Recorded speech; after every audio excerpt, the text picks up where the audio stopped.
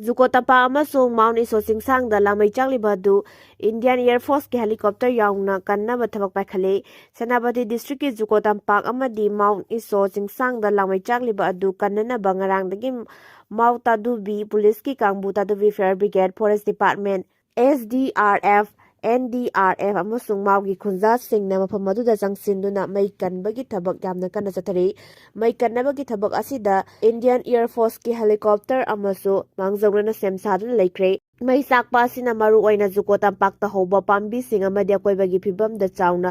sohallakpa yabagi akiba leire haina mafam adugi khunja singna phungdrokle amaramda thawdok asiga mari leinena Senapati District Disaster Management Authority gi chairperson su oiribe Deputy Commissioner Advisory amasu Takhre Naga Foothills area da sugi camp saba Yaroi Animal Road Unauthorized Road amata Semba Yaroi JTC Naga Foothills area da sugi camp sing natrokana elegant oiba camp sing amata saba Yaroi Naga Ancestral Land Animal Road natragana Unauthorized Road amata sembagi ayaba piba Yaroi amasung Naga area da ainaya da moong da popi thabagi thawong amata chathaba Yaroi haina Joint Tribal Council Manipur na thadorakpa cherol amana hairi Cherol asina makhata na hairibana haukiba January 12 gi ayuk pung 13 taba matamda su group ta leiriba KNF ki lusingba Tiger Kebzeni haizaba mioi amana Kangpokpi district ki manungsanba Ireng Naga village tumna maithagani haina yauna kihan khangan bagi thawong kat sarakkiba du haksina lawi loinana numit asigi nungthen pung ani rom tabada khulai matik sana pairaba Kuki underground cadre kuntra romna Ireng Naga village ta lairiba maral laitraba khunja sing asibu kihan khangan bagi thawong kat satharamkiba thawdoki matangda January 13 da Tiger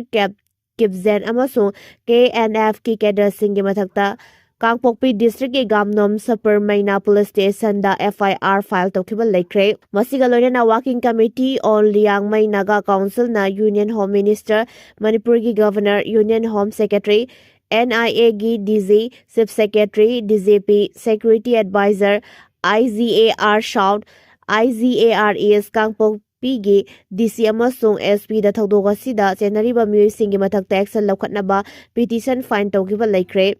KNF ki Tiger Kebzen amasung mahaki kangbuna Ireng Naga village ki miyamda ngehak laitana akanba threat cat tawba amade makhoigi mathakta action lawnaba FIR launch tawkhraba fawbada mari lainaba authority ki maikaidagi action amata lawkhatpa laitre Kuki khulai paibasing sathariba thawong asina mafam aduda lairiba indigenous Naga miyamda akiba kaya mayoknare maram aduna Government of India amasung Manipur government ki maikaidagi thawdok aduda senoriba mioi sing amasung armed group sing asige mathakta ain yoiba akanba action sing lawkhatpiu indigenous Naga singi indigenous ancestral land amasung punsi yauna rule of law amasung Santi thamna baning single adumak puhiram asigi matangda mari leinaba authority singdagi tuminna laisinba madi matam sana action lawdabagi pamdaba thawdok sing tholakpa tarabadi council asina madugi daita lawrei haire Manipur kan bakhongsa ki semsaba loikre tungan baluk yana sawgatna rakle Lamdam masida khundaminari ba yellow fruit sing amata oina punsinduna India lenga ki mathakta akanba kholaw kaya lawona ba hayeng January 13 da Manipur kan ba khongsa chatnabagi damakta semsaba loire kokomi gi PR sub committee gi convener Fizam Samsan na thadorak pachirol amana hai komja lesingani kulumdoi ge me ahum dagi hauraki bairang na maram oiraga tangdu leitana lerakli ba lamdam asida khundaminari ba yellow fruit sing punsinaduna chatkadori ba khongsat asida mipum khudimak na sintha lepiduna sat asibu mapung pahanbinaba mangzawnona lauthokpa laikre adumoina mai ising mari leinaba deba karma amadi ana ayekal loinana oil pump sing sintha leppa asida konsiloi haire amaromda kokomi na sinduna hayeng pangthokadoriba lerida mapung fana sawatkani haina Manipur Petroleum Dealers Fraternity na phungdurakle Hiramasi gi matangda Manipur Petroleum Dealers Fraternity din thadorakpa cherol amana hai raliga mari leinana hayeng Manipur gi mafam pumnamakta petroleum dealer sing mathau lepkani apunbagi saktam sakatnabagi thorangda mateng pangsinba oina sintha leplaga rally saugatnaba firep lobane Manipur da hauzik oirakliba fibam asi yenglaga kokomi na sinduna hayeng kwa kaithel gi tidim ground dagi hauraga thangmai ban gi thau ground phawba chakadoriba khongsat asida mapung phana sawatkani Manipur miyam gi thogol ꯇꯧꯕ stakeholder ꯑꯃ ꯑꯣꯏꯅ ꯏꯪ ꯇꯞꯄ ꯐꯤꯚꯝ ꯍꯟꯖꯤꯟꯍꯟꯅꯕꯒꯤ ꯃꯇꯥꯡꯗ ꯂꯧꯈꯠꯂꯛꯂꯤꯕ ꯊꯧꯔꯥꯡ ꯑꯁꯤꯗ ꯁꯔꯨꯛ ꯌꯥꯕ ꯍꯥꯏꯕꯁꯤ ꯇꯧꯐꯝ ꯊꯣꯛꯄ ꯏꯊꯧꯅꯤ꯫ ꯍꯤꯔꯝ ꯑꯁꯤꯒ ꯃꯔꯤ ꯂꯩꯅꯅ ꯃꯅꯤꯄꯨꯔꯒꯤ ꯇꯣꯉꯥꯟ ꯇꯣꯉꯥꯟꯕ ꯃꯐꯝꯁꯤꯡꯗ ꯍꯥꯡꯂꯤꯕ ꯑꯣꯏꯜ ꯄꯝꯞꯁꯤꯡ ꯊꯣꯡ ꯂꯣꯟꯕꯒ ꯂꯣꯏꯅꯅ ꯄꯦꯇ꯭ꯔꯣꯂꯤꯌꯝ ꯗꯤꯂꯔꯁ ꯄꯨꯝꯅꯃꯛ ꯅꯣꯡꯃꯒꯤ ꯑꯣꯏꯅ ꯊꯕꯛ ꯂꯦꯞꯀꯅꯤ꯫ ꯃꯤꯌꯥꯝꯗ ꯑꯄꯟꯕ ꯄꯤꯅꯕꯒꯤ ꯋꯥꯈꯜꯂꯣꯟꯗ ꯄꯦꯇ꯭ꯔꯣꯜ ꯄꯝꯞ ꯊꯣꯡ ꯂꯣꯟꯒꯗꯕ ꯅꯠꯇꯦ, ꯑꯄꯨꯟꯕꯒꯤ ꯊꯧꯗꯥꯡ ꯎꯠꯄ ꯑꯣꯏꯅ ꯇꯉꯥꯏꯐꯗꯅ ꯁꯤꯟꯊꯥ ꯂꯦꯞꯂꯒ ꯂꯦꯂꯤ ꯁꯧꯒꯠꯅꯕ ꯐꯤꯔꯦꯞ ꯂꯧꯈꯠꯄꯅꯤ꯫ ꯂꯝꯗꯝ ꯑꯁꯤꯗ ꯏꯪ ꯇꯞꯄ ꯐꯤꯚꯝ ꯃꯄꯨꯡ ꯐꯥꯅ ꯍꯟꯖꯤꯟꯍꯟꯕꯒ ꯂꯣꯏꯅꯅ ꯃꯤꯄꯨꯝ ꯈꯨꯗꯤꯡꯃꯛ ꯑꯀꯤ ꯑꯈꯪ ꯌꯥꯎꯗꯅ ꯍꯤꯡꯖꯕ ꯐꯪꯍꯟꯅꯕ ꯍꯣꯠꯅꯐꯝ ꯊꯣꯛꯏ꯫ ꯃꯔꯛꯁꯤꯗ ꯀꯣꯀꯣꯃꯤꯅ ꯁꯤꯟꯗꯨꯅ ꯖꯅꯋꯥꯔꯤ 28ꯗ ꯆꯠꯀꯗꯧꯔꯤꯕ ꯃꯤꯌꯥꯝꯒꯤ ꯈꯣꯡꯆꯠ ꯑꯁꯤꯗ ꯁꯧꯒꯠꯂꯤ ꯍꯥꯏꯅ ꯂꯤꯒ ꯑꯣꯐ ꯏꯟꯗꯤꯖꯤꯅꯁ ꯄꯤꯄꯜ ꯑꯞꯂꯤꯃꯦꯟꯠꯂꯤ ꯄꯨꯟꯅ ꯊꯥꯗꯣꯔꯛꯄ ꯆꯦꯔꯣꯜ ꯑꯃꯅ ꯍꯥꯏꯔꯤ꯫ ꯆꯦꯔꯣꯜ ꯑꯁꯤꯅ ꯃꯈꯥ ꯇꯥꯅ ꯍꯥꯏ ꯍꯧꯖꯤꯛ ꯏꯔꯝꯗꯝ ꯑꯁꯤꯗ ꯊꯣꯛꯂꯤꯕ ꯇꯝꯊꯤꯔꯕ ꯏꯔꯥꯡ ꯑꯁꯤ ꯀꯅꯥꯅ ꯊꯣꯛꯍꯟꯕꯅꯣ? ꯆꯤꯟ ꯀꯨꯀꯤ ꯅꯥꯔꯀꯣ ꯇꯦꯔꯣꯔꯤꯁꯠꯁꯤꯡ ꯑꯁꯤꯅ ꯃꯅꯤꯡ ꯃꯈꯥ ꯇꯝꯅ ꯃꯩꯇꯩ ꯃꯤꯆꯝ ꯃꯤꯌꯥꯝꯗ ꯂꯥꯟꯗꯥꯔꯛꯄ ꯃꯇꯝꯗ ꯀꯔꯤꯒꯤ ꯁꯦꯟꯇ꯭ꯔꯦꯜ ꯑꯃꯗꯤ ꯁ꯭ꯇꯦꯠ ꯐꯣꯔꯁꯁꯤꯡꯅ ꯀꯨꯝꯍꯩꯒꯨꯝ ꯌꯦꯡꯗꯨꯅ ꯂꯩꯔꯤꯕꯅꯣ? ꯉꯥꯌꯣꯛ ꯆꯐꯨ ꯃꯅꯨꯡꯗ ꯌꯥꯎꯔꯕ ꯉꯥ ꯑꯃꯒꯨꯝ ꯃꯩꯇꯩ ꯃꯌꯥꯝꯅ ꯂꯦꯜꯂꯤꯕ ꯅꯦꯁꯅꯦꯜ ꯍꯥꯏꯋꯦ ꯑꯅꯤꯃꯛ ꯊꯤꯡꯖꯤꯜꯂꯒ ꯊꯝꯂꯝꯂꯤꯕꯅꯣ ꯍꯥꯏꯕ ꯋꯥꯍꯪꯁꯤꯡ ꯑꯁꯤꯒꯤ ꯄꯥꯎꯈꯨꯝ ꯃꯅꯤꯄꯨꯔꯒꯤ ꯃꯤꯌꯥꯝꯅ ꯈꯪꯏ꯫ ꯃꯔꯝ ꯑꯁꯤꯅ ꯃꯅꯤꯄꯨꯔ ꯀꯟꯕ ꯈꯣꯡꯆꯠ ꯑꯁꯤ ꯌꯥꯝꯅ ꯃꯇꯥꯡ ꯆꯥꯕ ꯑꯃꯗꯤ ꯇꯧꯗ꯭ꯔꯕ ꯌꯥꯗ꯭ꯔꯕ ꯏꯊꯧ ꯑꯃꯅꯤ ꯍꯥꯏꯕꯁꯤ ꯑꯩꯈꯣꯏ ꯄꯨꯝꯅꯃꯛꯅ ꯈꯪꯃꯤꯟꯅꯒꯗꯕꯅꯤ꯫ ꯑꯩꯈꯣꯏꯒꯤ ꯑꯄꯨꯟꯕ ꯊꯧꯅꯥ ꯂꯤꯡꯖꯦꯜ ꯑꯗꯨꯅ ꯈꯨꯗꯤꯡꯃꯛ ꯃꯥꯏꯊꯤꯕ ꯄꯤꯒꯗꯕꯅꯤ ꯍꯥꯏꯔꯤ꯫ ꯐꯦꯕ꯭ꯔꯨꯋꯥꯔꯤ 10ꯗꯒꯤ ꯒꯨꯋꯥꯍꯥꯇꯤ, ꯀꯣꯜꯀꯇꯥ, ꯃꯨꯝꯕꯥꯏ ꯐꯥꯎꯕ ꯁ꯭ꯄꯥꯏꯁ ꯖꯦꯠꯀꯤ ꯁꯥꯔꯚꯤꯁ ꯂꯩꯔꯒꯅꯤ꯫ ꯐꯦꯕ꯭ꯔꯨꯋꯥꯔꯤ 10ꯗꯒꯤ ꯁ꯭ꯄꯥꯏꯁ ꯖꯦꯠꯅ ꯏꯝꯐꯥꯜꯗꯒꯤ ꯇꯣꯉꯥꯟ ꯇꯣꯉꯥꯟꯕ ꯃꯦꯇ꯭ꯔꯣꯄꯣꯂꯤꯇꯟ ꯁꯤꯇꯤꯁꯤꯡꯗ ꯐ꯭ꯂꯥꯏꯠ ꯁꯥꯔꯚꯤꯁ ꯇꯧꯕ ꯍꯧꯔꯒꯅꯤ ꯍꯥꯏꯅ ꯂꯥꯎꯊꯣꯛꯈ꯭ꯔꯦ꯫ ꯀꯝꯄꯦꯅꯤ ꯑꯁꯤꯅ ꯊꯥꯗꯣꯔꯛꯈꯤꯕ ꯆꯦꯔꯣꯜ ꯑꯃꯅ ꯄꯜꯂꯗꯨꯅ ꯑꯦꯖꯦꯟꯁꯤꯒꯤ ꯄꯥꯎꯅ ꯍꯥꯏ ꯅꯨꯃꯤꯠ ꯈꯨꯗꯤꯡꯒꯤ ꯑꯣꯏꯅ ꯏꯝꯐꯥꯜꯗꯒꯤ ꯀꯣꯜꯀꯇꯥ, ꯒꯨꯋꯥꯍꯥꯇꯤ ꯑꯃꯗꯤ ꯃꯨꯝꯕꯥꯏ ꯐꯥꯎꯕ ꯕꯣꯌꯤꯡ 737 ꯑꯣꯄꯔꯦꯠ ꯇꯧꯕ ꯍꯧꯔꯒꯅꯤ꯫ ꯊꯧꯔꯥꯡ ꯑꯁꯤꯅ ꯃꯔꯝ ꯑꯣꯏꯔꯒ ꯃꯅꯤꯄꯨꯔꯒꯤ ꯃꯤꯌꯥꯝꯅ ꯂꯩꯕꯥꯛ ꯑꯁꯤꯒꯤ ꯑꯇꯩ ꯑꯇꯣꯞꯄ ꯃꯐꯝꯁꯤꯡꯗ ꯆꯠꯊꯣꯛ ꯆꯠꯁꯤꯟ ꯇꯧꯕꯗ ꯆꯥꯎꯅ ꯈꯨꯗꯣꯡꯆꯥꯕ ꯐꯪꯍꯜꯂꯒꯅꯤ꯫ ꯀꯣꯜꯀꯇꯥ ꯑꯃꯗꯤ ꯒꯨꯋꯥꯍꯥꯇꯤ ꯆꯠꯅꯅꯕ ꯄꯦꯁꯦꯟꯖꯔꯁꯤꯡꯅ ꯅꯟ-ꯁ꯭ꯇꯣꯞ ꯐ꯭ꯂꯥꯏꯠꯀꯤ ꯈꯨꯗꯣꯡꯆꯥꯕ ꯐꯪꯂꯒꯅꯤ꯫ ꯃꯨꯝꯕꯥꯏ ꯆꯠꯀꯗꯕ ꯄꯦꯁꯦꯟꯖꯔꯁꯤꯡꯒꯤ ꯑꯣꯏꯅꯗꯤ ꯀꯣꯜꯀꯇꯥꯗ ꯉꯥꯏꯍꯥꯛ ꯄꯟꯒꯅꯤ ꯍꯥꯏꯔꯤ꯫ ꯐ꯭ꯂꯥꯏꯠ ꯁꯥꯔꯚꯤꯁ ꯃꯔꯥꯡ ꯀꯥꯏꯅ ꯂꯩꯇꯕ ꯁ꯭ꯇꯦꯠ ꯑꯃ ꯑꯣꯏꯔꯤꯕ ꯃꯅꯤꯄꯨꯔꯒꯤꯗꯃꯛꯇꯗꯤ ꯁ꯭ꯄꯥꯏꯁ ꯖꯦꯠꯅ ꯂꯧꯈꯠꯂꯛꯂꯤꯕ ꯊꯧꯔꯥꯡ ꯑꯁꯤ ꯄꯨꯛꯅꯤꯡ ꯊꯧꯒꯠꯅꯤꯡꯉꯥꯏꯅꯤ ꯍꯥꯏꯔꯤ꯫ ꯄ꯭ꯂꯦꯟꯒꯤ ꯑꯇꯣꯡꯕ ꯀꯥ ꯍꯦꯟꯅ ꯌꯥꯝꯗꯅ ꯁ꯭ꯄꯥꯏꯁ ꯖꯦꯠꯅ ꯅꯨꯃꯤꯠ ꯈꯨꯗꯤꯡꯒꯤ ꯑꯣꯏꯅ ꯏꯝꯐꯥꯜꯗꯒꯤ ꯇꯣꯉꯥꯟ ꯇꯣꯉꯥꯟꯕ ꯃꯦꯇ꯭ꯔꯣꯄꯣꯂꯤꯇꯟ ꯁꯤꯇꯤ ꯐꯥꯎꯕ ꯐ꯭ꯂꯥꯏꯠ ꯁꯥꯔꯚꯤꯁ ꯂꯩꯍꯟꯕꯅ ꯃꯔꯝ ꯑꯣꯏꯔꯒ ꯂꯝꯗꯝ ꯑꯁꯤꯒꯤ ꯁꯦꯟꯊꯣꯛ ꯂꯝꯕꯤ ꯅꯦꯝꯕ ꯃꯤꯑꯣꯏꯁꯤꯡ, ꯃꯔꯨꯑꯣꯏꯅ ꯃꯍꯩ ꯇꯝꯕ ꯆꯠꯄ ꯃꯍꯩꯔꯣꯏꯁꯤꯡ ꯑꯃꯗꯤ ꯑꯅꯥ ꯂꯥꯌꯦꯡꯒꯤꯗꯃꯛꯇ ꯇꯣꯉꯥꯟ ꯇꯣꯉꯥꯟꯕ ꯁ꯭ꯇꯦꯠꯁꯤꯡꯗ ꯆꯠꯀꯗꯕ ꯃꯤꯑꯣꯏꯁꯤꯡꯗ ꯃꯇꯦꯡ ꯑꯣꯏꯅꯔꯒꯅꯤ ꯍꯥꯏꯅ ꯀꯝꯄꯦꯅꯤ ꯑꯁꯤꯒꯤ ꯁ꯭ꯇꯦꯠ ꯑꯃꯅ ꯐꯣꯡꯗꯣꯔꯛꯈꯤ꯫ ꯁ꯭ꯄꯥꯏꯁ ꯖꯦꯠꯅ ꯂꯧꯈꯠꯂꯛꯂꯤꯕ ꯊꯧꯔꯥꯡ ꯑꯁꯤꯒꯤ ꯁꯔꯨꯛ ꯑꯃ ꯑꯣꯏꯅ ꯀꯅꯥꯒꯨꯝꯕꯅ ꯏꯟꯗꯤꯌꯥꯒꯤ ꯃꯅꯨꯡ ꯑꯃꯗꯤ ꯃꯄꯥꯟ ꯂꯩꯕꯥꯛꯁꯤꯡꯗ ꯆꯠꯅꯤꯡꯕ ꯇꯥꯔꯕꯁꯨ ꯀꯣꯜꯀꯇꯥ ꯑꯃꯗꯤ ꯒꯨꯋꯥꯍꯥꯇꯤꯗꯒꯤ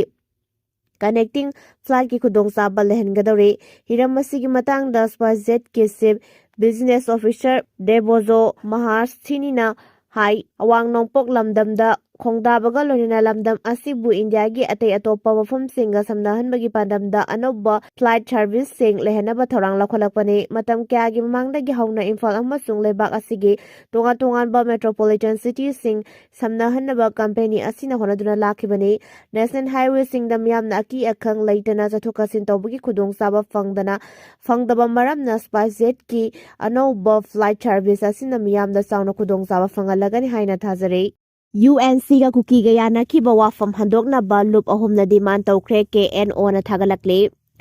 ꯏꯟꯄꯨꯏ ꯅꯥꯒꯥꯒꯤ ꯈꯨꯜ ꯀꯨꯀꯤꯒꯤ ꯃꯥꯜꯍꯟꯕ ꯃꯑꯣꯡꯗ ꯊꯥꯗꯣꯔꯛꯈꯤꯕ ꯋꯥꯔꯣꯜ ꯑꯗꯨꯒꯤ ꯃꯇꯥꯡꯗ ꯌꯨꯅꯥꯏꯇꯦꯗ ꯅꯥꯒꯥ ꯀꯥꯎꯟꯁꯤꯜ UNCꯅ ꯃꯄꯨꯡ ꯐꯥꯅ ꯁꯦꯡꯗꯣꯔꯛꯀꯗꯕꯅꯤ ꯍꯥꯏꯅ ꯂꯨꯞ ꯑꯍꯨꯝꯅ ꯇꯛꯁꯤꯟꯈ꯭ꯔꯦ꯫ All Inpui student union, Inpui Naga youth organisation ꯑꯃꯁꯨꯡ ꯏꯟꯄꯨꯏ ꯅꯥꯒꯥ ꯋꯨꯃꯦꯟ ꯌꯨꯅꯤꯌꯟꯅ UNCꯒꯤ ꯄ꯭ꯔꯁꯤꯗꯦꯟꯠꯗ ꯄꯤꯁꯤꯟꯈꯤꯕ ꯆꯦꯔꯣꯜ ꯑꯃꯗ ꯍꯥꯏ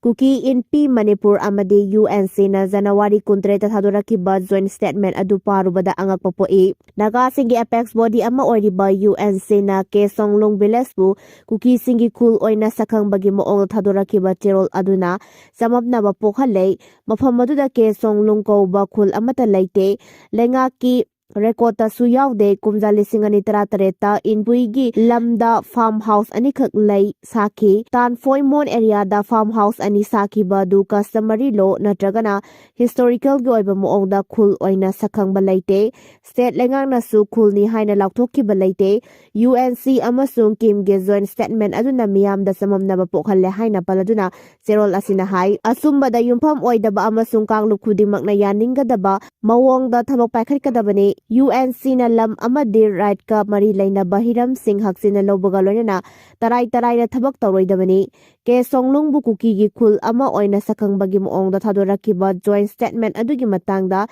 miyamgi samamnaba kokhanaba UNC na mapung fana singdurakadabani mari lainaba tribe amadi lam mapuga tanaramba tawdana Naga gi lam Kuki na claim tawrakpada achumba malhannabagi moongda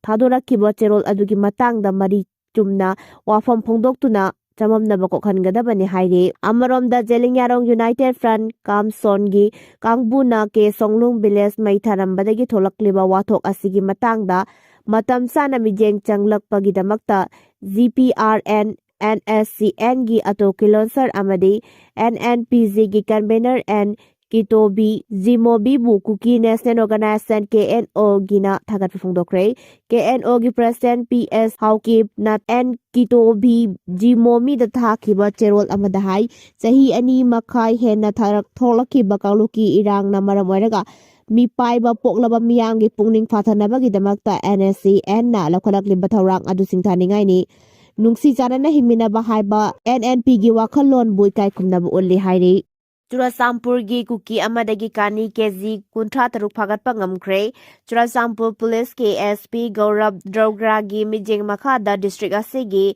NSP Operation Augustine Jamin Thang Khongsaina lusingduna kuntra taruk Assam Rifles ki team galoina na Churasampur district ke Churasampur amasung sugnu taba lambida asat ok sing sek tawbu matamda mioi amadagi kani keji kuntra taruk lom phagatpa ngamkhre haire thodok ase ngarang haidibo security ge punba team asina Churasampur ge Saikot amasung sugnu taba lambida miyoi kharana ain kaina kani sing puthok pusin tawdore haibagi paw fangbodagi team asina lambi asida khudaki oiba asat awk sing frisking amasung checking chathaki haire police na chathaki ba frisking gi manung sanna bolero amada tongra lakpa miyoi ama khamna gari aduda sek tawba matamda kani keji kuntraga tarukrom asi tongan ba plastic package kuntra tare ta haptuna gari manung aduda Losinduna Purakibane, drug Purakliba Mioi Asigi Maming Churasampurgi S. Kanan Bekastagi, Let Ming Tang Haukip, Tahinim Pumanga Apokpa, Zangsai Haukip Kawe Haide, Police ki Pawas na Hai,